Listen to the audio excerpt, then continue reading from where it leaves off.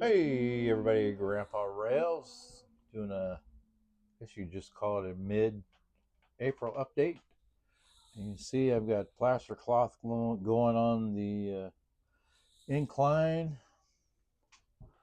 all the way up. That's what I've been doing here lately.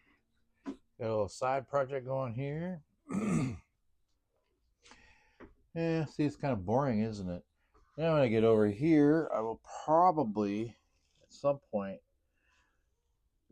cut this out and put this bridge in place.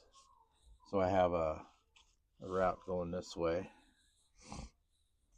Yeah, because we got the engine shed here, and how it'll need some kind of delivery. Because I'm gonna have a road over here coming across the river. It's where I've got one bridge up there. I'm gonna have the other bridge here, and well, I'll give you a spin around. There's not much has changed. Been working on this side. Finished up a lift bridge project for someone, so